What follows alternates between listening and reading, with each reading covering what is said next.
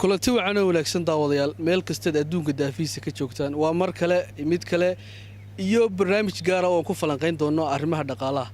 barnaamijkan gaarka waxa marti ku ah Axmed Cabdiqaadir Xasan haddii Axmed Cabdiqaadir Xasan aynu ku naqaanay inuu suugaan noo soo tabiyo maanta waxaynu ka wareysan doonaa dhaqaalaha waa nin digridiisa koowaad dhaqaalaha ku diyaariyay in fara badanna la socdo arrimaha dhaqaalaha ee adduunka iyo Afrikaba bal aynu ku soo dhaweeyno marka hore Axmed iyo sheekadii markaana dhex martay kulanti wacan idilkiinba waa toddobaad kale iyo mar kale iyo barnaamij gaar ah oo aan ku falanqeyn doono arrimaha dhaqaalaha siiba arrinta sixir bararka ee ka jirta Jamhuuriyadda Soomaaliland waxa sanadihii u dambeeyay ka jiray sixir barar baahsan kaasoo saameeyay nolosha dadka danyarta dadka dhexe iyo guud ahaan dadka ku nool markaas Soomaaliland oo dhan haddaba barnaamijkan waxaan ka wareysan doonaa oo arrimaha dhaqaalaha aad ugu takhasusay qoraallo fara badan ka sameeyay digridiisii koowaadna ku diyaariyay waa nin mar hore aan idin sii marti qaaday laakiin maanta suugaan kama wareysanay waxaan ka wareysan doonaa arrimaha dhaqaalaha oo markaas uu aad diiradda ugu hayo guud ahaan dhaqaalaha Afrika iyo dhaqaalaha adduunka oo dhan si gaar ah ayuu la socdaa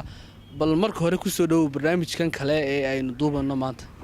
وما سنت وندوه برنامج كقوله محسن عبد الله يوسف أدود ما سنت هدي إنه برنامج كان يسكب بلعبنا بل مركو روح يسكت يدونا إنه ندول استعجنو وما حي سحر بركو أما سحر بركو محويه أريج السحر بر سياق كل دون بدقالي هندو أو سيان تفسير كل دون أما قيحتنا كل دون قيحتنا ذا كل دون لا aynu soo qaadan doonaa kuwa ugu haboon sida caadiga waxa la yiraahdaa sixir bar waxa weeye waa kor u kac ku yimaada qiimaha alaabta guud hal sano gudahood iyadoo la qaadanayo 1 year gudahood kor u kaca qiimaha alaabta ama consumer goods waxa la yiraahdo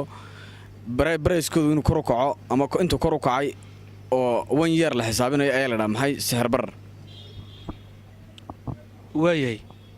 markaas sixir bararkii waxaynu ku sheegnay waa kor u kaca qiimaha marka la eegayo hal sano gudahood haddaba Axmed waxaad ka warantaa sixir bararku noocyuu leeyahay bal noocyada sixir bararka 2-3 intaad ka xusuusan noogu yartaaba sida caadiga ah inflation ama sixir bararku waxa uu leeyahay qaybo loo categorize gareeyo ama loo qaybiyo qaybahaasi waxa kamid ah iyadoo la eegayo what cause maxaa sababay sixir bararka marka qaar laga categorize gareeyaa mar waxa la eegaa rate-ka inflation-ku ku socdo ama heerka uu sixir bararkaasi ku socdo haddaba xagga sixir rate-ka markaan ka eegno horta intaynaan eegin maxaa sababa sixir bararka marka laga eegayo qaybihiisa waxaan eegaynaa maanta bal rate-ka sixir bararka marka laga eegayo inta qaybada loo qaybiyo waxa ugu horeeya nooca ugu horeeya sixir bararka waxa la yiraahdaa sleeping inflation sixir barar hurda waa sixir bar ay saameyntiisu aad u yartahay oo aan aad loo dareemayn oo percentage aad u gaabinayo ku soconaya ama guuriska surfaceska alaabta la wadanka gudihiisa sanadka laga isticmaalaya ay si yaro kooban aad iyo isbeddelayso aad loo dareemayn waxa la yiraahdaa nooca kood sleeping inflation waa sixir bar hurda nooca labaad waxa la yiraahdaa maxay creeping inflation waa sixir bar gurguuranaya waxa la eegaa mar walba hadii uu ka bato rate-ka production-ka wax soo saarka wadankaas uu leeyahay iyo rate-ka sixir bararku haday kala bataan waxa la oranayaa sixir bararkaas waa creeping inflation ama waa sixir barar gurguurada sidoo kale waxa la oran karaa waa sixir bararku marka uu sanadkii ugu dambeeyay uu marayay rate-kiisu uu marayay 10% hadii sixir bararku 10% marayo waxa la oranayaa creeping inflation waa sixir barar gurguuranaya nooca saddexaad waxa la yiraahdaa running inflation sixir barar rooraya ama soconaya waadii rate-ka inflation-ku uu mar walba ka badan yahay 10% iyo wixii ka badan ilaa 50% alaabta uu kala bar qiimahooda uu kordho nooca afraad waxa la yiraahdaa hyperinflation sixir bararka waxa la yiraahdaa waa rocketing sky inflation waa sixir barar cirka isku shareeray waa sidoo kale waxa la yiraahdaa out of control inflation waa sixir barar ka baxay harkaha goostay oo aan la control karin waa marka 100% qiimaha alaabta ama consumer goods-ku uu 100% kordho tusaale ahaan shaygii kunka shilin lahaa markuu 2 kun noqdo waxa la oranayaa hyperinflation baa wadanka ka jira haddaba sixir bashanta nooca sixir bararka loo qaybiyo waxa weeye marka loo eegayo maxay rate-ka sixir bararku ku soconaya ama xawaaraha ama heerka uu ku soconaya sixir bararku waa intaas oo nooc baa loo qaybiyaa sidoo kale waxa jirta mar laga eego xagga maxaa ka hoos gareeyay sixir bararkan laba nooc marka laga dhigaa labada nooc waxa weeye waxa la dhahaa cost pull inflation iyo demand pull inflation cost pull inflation mar walba always waxa keena hadii alaabta cost inputs-kii shayada shay kasta wixii galay markuu isagu sidiisa u qaaliyoobo waxa la oranayaa maxay cost pull inflation tusaale ahaan hadii marka warshada aan hayno oo inputs-ka qaar ka mid one of inputs mid ka mid uu qaaliyoobo general price-kii guud qiimihii guudnisna uu qaaliyoobaya tusaale ahaan cost-ka imika matalan shidaalkiiba kala matalan qaaliyoobay dhammaan waxa la wixii shidaal la xiriiray ee shidaal laga shaqeynaya aday noqoto transportation-ki uu qaaliyoobay transportation-ka maxaa qaaliyay ilay iyagu ma qaaliyoobin waxa qaaliyay inputs-kii transportation-ku ku shaqeynayay qaar ka mid ah ayaa qaaliyoobay kaasoo kala hornaa cost pull inflation imika matalan hadii agriculture-ka oo kale beeraha hadii inputkii la gelinayay beeraha ama seedkii ama wixii la mid waxyaabihii la midka ahaa sida cagafcagafyadii lagu shaqeeyay ama raw materials qaar ka mid ay qaaliyoobaan dalagii ka soo gaayisna uu qaaliyoobaya marka waxa keenaya taa noocaas sixir barar ama qiimo kororka waxa keenaya shayga oo inputkii ama shayadii galayay markiisa hore oo qaaliyoobay mid kale jira isaga waxa la demand pull inflation waxa weeye consumerski dadka isticmaalaya ayaa bata shayga hadii consumerskiisu ay bataan ama adeega dalabkiisu bato waxa sida caadiga waxa ku dhaca uprising of price qiimihii kor u kaca labada nooc marka waa marka laga eegayo xagga waxa keena sixir bararka cost keena ma demand baa keenay oo dalabka batay mise cost ka keenay oo wixii galay baa qaaliyoobay labada nooc horta waa labada nooc ee common ka ah ee mar walba jira oo loo yaqaano macroeconomic inflation is labada la yiraahdo haddaba sida marka laga yimaado Soomaaliland waxay dheer tahay oo la yaab leh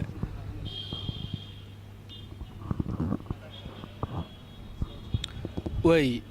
iyadoo markaa guud ahaan labada qaybood loo qaybiyo marka si guud loo eegayo ka aad waxa weeye waa cost pull inflation iyo kan kale demand pull inflation haddaba markaynu Soomaaliland u soo noqono sixir bararkan Soomaaliland saameeyay ma labada midkoodba mise wax kala jira bal Soomaaliland kan jira oo mid nooceeya labadaas horta commonly mar walba way jiraan oo naturally way jirayaan iyadoo hadaba labadaas sidooda way dhaqaalaha mar walba ka dhacaan inuu dhimaanka ama dalabka shaygu markuu qaaliyoobo inuu dalabkiisa bato ama quantity demand xaddigii la soo dalbanayay markay bataan qiimuhu qaaliyoobo waa iyadoo mid caadi ah natural mar walba jirta sidoo kale cost-kuna waa mid walba jiro oo input cost labadaba Soomaaliland ka dhacaan laakiin iyadoo waxa u dheer oo mar walba u dheer nooc kale saddexaad oo la yiraahdo exchange rate inflation sixir bararka uu keeno sarifka lacagaha oo waliba dunida oo dhan isna si kale uga jira oo matalan nimanka dunida wadamada dhaqaalahooda uu horumaray sida Mareykan oo kale exchange rate inflation ku saameyn buu ku yeeshay isagaba laakiin inaga sidoo noogu yeelanayo sidoo qolada ugu yeelanayo ayaa faraq weyn u dhaxeeya qoladaas sidoo ugu yeeshaa waxa weeye ama sida caadiga hadii Niger la sidoo yeelan lahaa waxa weeye marka uu dollarka Mareykan hoos u dhaco ama sarifkii laga sarifinayo suuqyada caalamiga ah dollarka uu hoos uga dhaco waxa dhacda balance of payments-ka Mareykanka alaabta laga iibsanayo ayaa badata because shaygii halka dollar qofkii $2 haysta Mareykan shay badan buu iibsan karaya marka waayo dollarkii baa jabay guuriski ma raacayaan guuriska halkoodii bay joogaan laakiin maxay isbedelayeen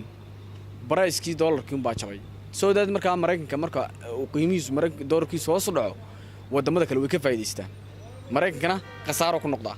wuxuu qasaaro ku noqonayaa quantity fara badan oo guurisa ayaa lagala tagaa Mareykanka halka wadamada kalena ayagu xaddi fara badan alaab ay purchasing power-kooda kor u kaco laakiin hadaba inaga labadaas midna ma jiro dollarkii oo aan ka dhicin dunida oo wadankii soo saaray aan exchange rate-kii international exchange rate of dollar isagoon hoos u dhicin ayuun baa la oranayaa Soomaaliland buu hoos u dhacay dan markuu Soomaaliland hoos u dhaco laba waxyaabo badan baa keena dollarkii oo yaraada dollarkii supply of dollarkii oo suuqa ku yaraada hadii dollarku suuqa ku yar yahay oo yaraado qasab uu qaaliyoobaya inflation baa ku dhacaya markasta shay yaraado law of demand baa jira leeyahay xeerka dhimaanka iyo price-ku waxay u socdaan negative relationship baa ka dhaxeeya hadduu mid yaraado ka kalena uu kordhaya matalan hadii uu yaraado suuqa dollarka suuqa ku yaraado uu scarcity of dollar dhacdo ama xaddiga dollarka suuqa circulation of money-ga wareegaysa ay yaraato qasab marka uu imanaya inuu uprising ku sameeyo price-kiisa laakiin hadaba sometimes baa waxa dhacda hadaba dollarkii hadduu suuqa ku bato dollarka hadduu suuqa ku batisna oo supply of dollarka suuqa ku bato waxa dhacaysa isaga inuu dollarka qiimo dhaco oo hoos u dhaco sometimes baa daba waxa dhacda dollarkii oon dunida kale ka qaaliyoobin in Soomaaliland ka qaaliyoobo iyo sababahaas keenayaan marka qaarna waxa dhacday iyagoon sababahaas aanay keenahayn ba oonay wax alaalo wax sabab oo actually loo sameeyay jirin inay sameeyaan nimanka ganacsatada kamida ganacsatooyinka alaabta soo dejiya ama wadanka ma joog u badan majority-goodu inay sameeyaan wax loo yaqaano backdoor albaabka dambe inay ka maamulaan sarifka oo si indirect iyagu maamulaan oo ay marna iyagu dollarka collect gareeyaan suuqa ka dollar ka urursadaan marna ay sii daayaan sababtaas marka qaar keenta inuu dollarku hoos u dhaco amarna uu kor u kaco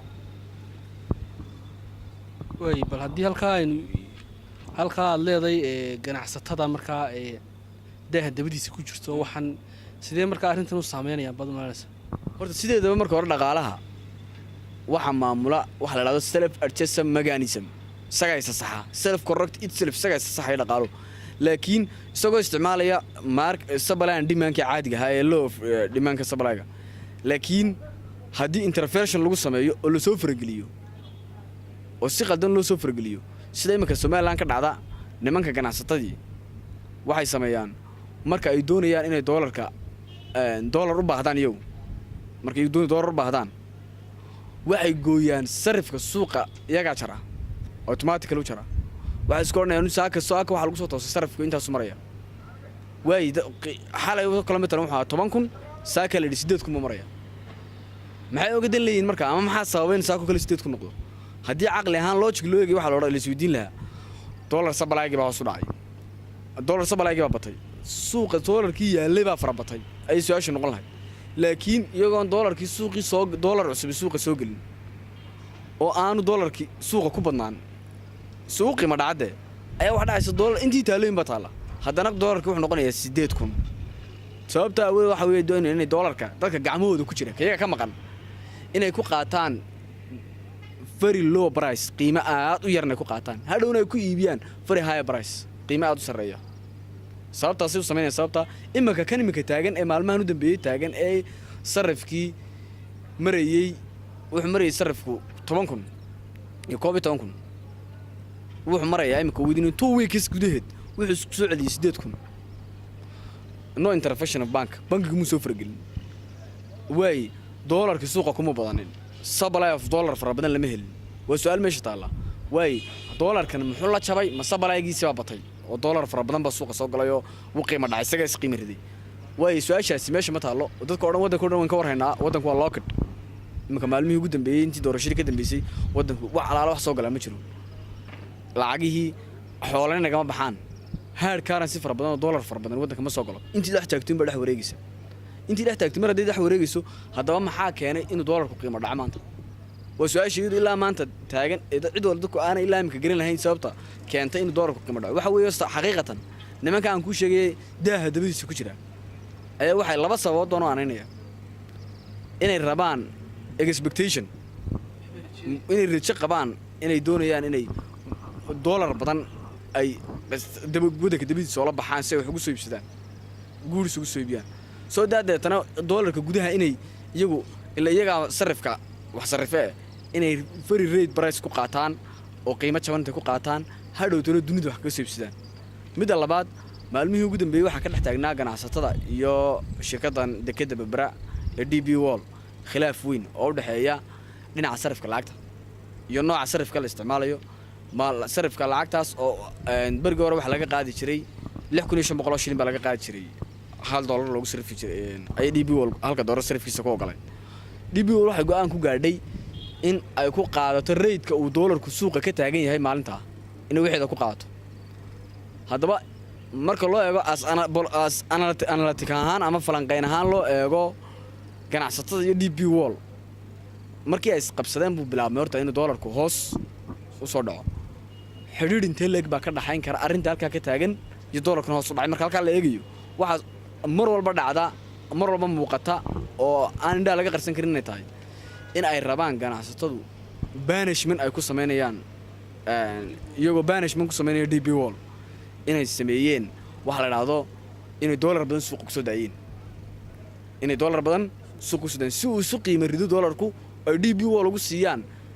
6,500 markii hore ku siin jireen sida muuqatan imka ku sii shaqeeya dollarku say wadaan in 6,500 geeyaan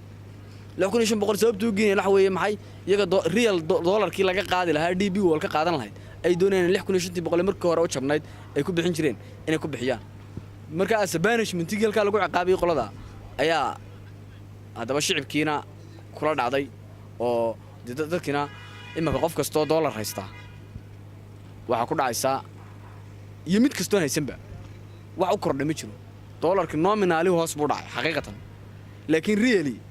waxa la hoos u dhacay ma jirto oo wax isbedel soo kordhay ma jiro dad baba qasaare galay aad iyo aad baan filayaa inaynu fahanay sida wanaagsan ee uu nagu faahfaahiyey arrimaha markaa muhiimka fara badan dadka kaga jiray haddaba sixir bararkan aynu ka hadlano ma laga yaabaa sixir bararkan inuu cid faa'iido u leeyahay oo su'aal muhiim ah markasta horta sixir barar dhaco cidda ka faa'iida cidina way ku qasaartaa sida caadiga ee transactionska caadiga ee dhacaya problemada kala dhacaba problem kasto ay cid uga faa'iido arabta waxay tiraahdaa masaa'ibun inda qawmin fawaa'idun inda qawm musiibada qolo ku dhacdo qola ka faa'iida always marka uu sixir barar dhaco cidda faa'iida mar walba waa investorska waa cidda wax maal gashata ama waa cidda kow oo investorska faa'iida sidoo kale waxa faa'iida cid kasta oo high income dad yoga high income-kooda uu sareeyo uu faa'iida hadaba taadina bedelkeeda ya qasaara waxa qasaara always waxa qasaara ku dhaca dad yoga buur ama low income level-ka oo income-koodu aad u hooseeyo taasina waxa dhacda markasto sixir barar dhaco waxa dhacda the poor will be poorer faqiirku si faqiirooba the richer will be richer sidoo kale sixir bararku dhibaatada kaliya ta kuma koobna faqiirka qura general saving good ee wadanka oo dhan dhaqaalaha si kaydka dhaqaalaha oo dhan buu hoos u dhigaa oo hadii maka matalan shaygii aad ku iibsanaysay $15 oo $20 noqdo expenditure-kaaga uu kordhaya san bisha dambe dibadda saving-kaaga maxaa ku dhacaya saving-kii qofka reduction baa ku dhacaya hoos u dhac baa ku imanaya hoos u dhaca ku yimi hadduu saving-ka individual saving-ka hoos u dhacana qofka kaliya saving-kayga hadduu aniga hoos u dhaco whole nation oo dhanna saving-kiisa hoos u dhacaya soo daad markaa investment-ka xaggaa uu ka yaraanaya marka laga eego saamaynta sixir bararku yeelanayo oo waayo saving-kiiba hoos u dhacay wax lacagtii la save garin lahaa qofku save garin lahaa expenditure-ka noqonaysa haddii qofku markuu mushaarkiisa wage-kiisa u qaato $7 soo harijitay markuu sixir barar dhaco soo harimayso zero saving-kaasina wuxuu keenayaa maxay dhaqaalihii guud oo dhan wadanka ayuu damage ku keenaya ama dhaawac ku keenaya haddaba waxaad ka warantaa dee sixir bararka adduunka dawladaha xakameeya welibana dee bangiyada ayaa xakameeya sixir bararka innaga maxaa bangigeenii fadhiid ka dhigay ee arrimahan ganacsatadu ay jaangoynayso halkay wax ka khaldayin baad maranaysaa horta sideedaba central bank marka laga hadlayo waxaa la dhahdaa waa heart of nation waa wadnaha wadanka halkuu wadnuhu kaga jiro qofka bini'aadanka ayuu bangigu kaga jiraa waddan kasta marka wadnuhu qofka hadduu inu istaago 100% waxaa la hubaa inuu dhimanayo soo daad Somaliland waxaa taagan wadnihii dhammaa ee kala wadi lahaa mishiinkii kala wadi lahaa jirkeeda bambin u samayn lahaa ee qaybaha kale jirka qaybaha kale wadanka wax gaarsiin lahaa ama qaybaha kale dhaqaalaha hagaajin lahaa oo central bankiga ayaa defective oo xanuunsanaya mar hadduu buko dee wadanka oo dhan waxba kama bedelmayaan sababtoo sixir baa hadaba central bankida dunidu waxay isku dayaan waxay sameeyaan wax la yiraahdo daily activity ama OMO loo soo gaabiyo wax loo soo shaqo maalinle ama wax loo soo gaabiyo OMO open market operation waa shaqo furan oo suuqa maalin kasta ka dhacda shaqadaas wax weeye marna waxay sameeyaan buying marna selling marna dawladda wax iibisa markay aragto dawladdu inay rate-ka matalan oo cash money circulation suuqa ku badan yahay waxay sameeysaa certificates bay soo daabacaan dawladdu waraaqo dhabti ah deyna deetana kambaniyada ugu waaweyn lacagta haya ayaa waraaqaha la siiyaa waxa leeyahay warqada waxa ugu qoran note-ka $100,000 $1 milyan tusaalahan deetana waxa leeyahay warqadan $1 milyan qaado that's certified waxa ku cadeynaysa in dawladda lacag ku leedahay $100,000 noo dhib oo security amaan kaaga hayna si aan suuq ugu siidin dadsalif halka wax dhacday in suuqiisa saxo laakiin Somaliland waxa la waxa soo dhan Central Bank ma hayo horta information waxa ugu horeeyo inuu hayo waxa idin information hayo marketka Somaliland information ka hayo amount of money of circulation ka maraya xadiga lacagta suuqa wareegaysa ma hayo Central Bank mana controlo gacanta xubug ma jiraan sidoo kale Central Bank shaqadii loogu tala galay ma qabtay political buu ka shaqeeyaa siyaasad buu ka shaqeeyaa hadda madaxweynaha wadanka jooga buu shaqeeyaa madaxweynuhu waxa ahayd inuu noqoto hay'ad madax bannaan oo ka madax bannaan siyaasadda haddii imika sidan ay u muuqato waxa u muuqataa inuu Central Bank yahay tool u adeega executiveska fulinta dawladda xukuumadda inuu adeego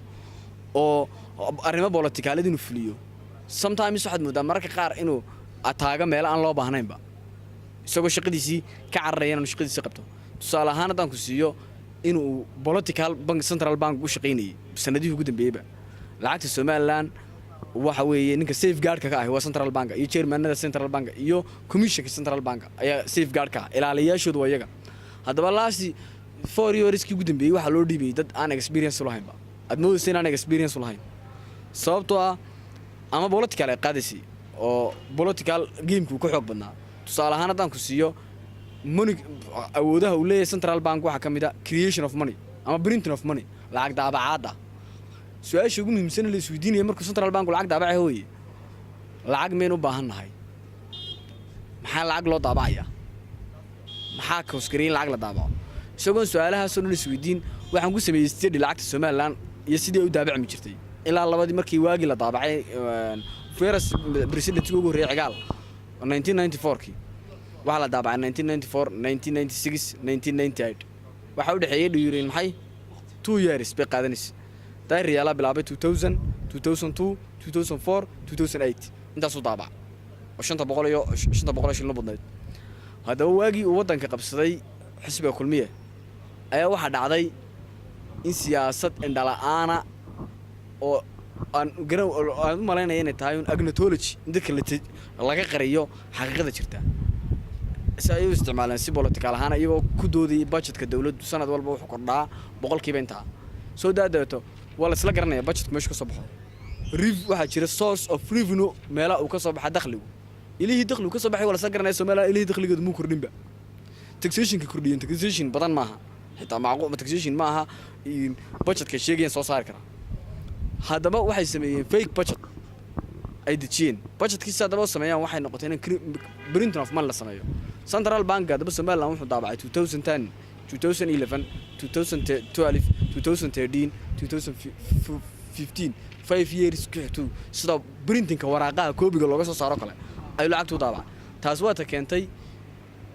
in inflation wadan ka dhaco sidoo kale waa ta keentay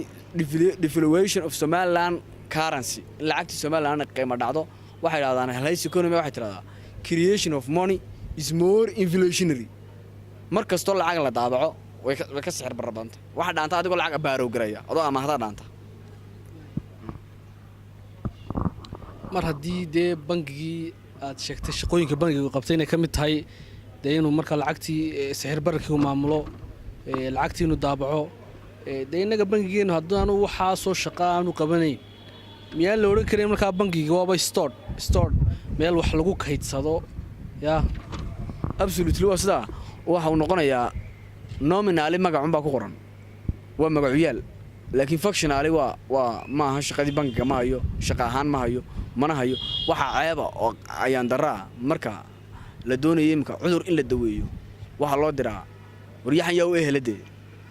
waryahan yaa ka soo shaqeeyay laakiin waxa la yaab leh